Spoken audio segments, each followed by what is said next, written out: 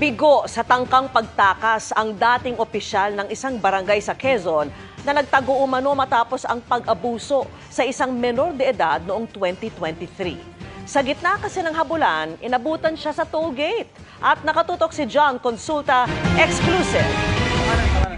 Dikit mo lang. Nagtangka pang magbatigas. Alam mo, di ba? Alam mo to. Para baba. Pero wala na ring nagawa ang dating opisyal ng barangay sa probinsya ng Quezon na inaresto dahil sa 2 counts ng statutory rape. Inabuso umano ng suspect ang 15 anyo sa biktima pagkatapos ng isang Christmas party noong 2023. Nagpahatid siya dito sa ating barangay captain dahil kaibigan ng kanyang magulang.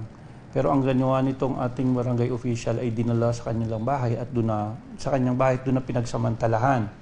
At naulit pa ito. Kinakayanan nitong ating biktima yung nangyari na depress siya, kaya nadala siya sa ospital. At nung na-interview ng kanyang magulang, doon na niya binanggit yung panghahalay sa kanya nitong suspect natin.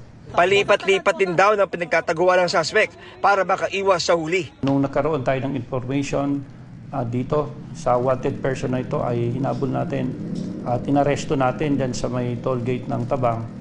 At para mabigyan natin ng hustisya yung ating biktima rito. Sinusubukan pang makuha ang panig ng suspect na hawak na ng Quezon PPO. Para sa GMA Integrated News, John Consulta, nakatutok 24 oras.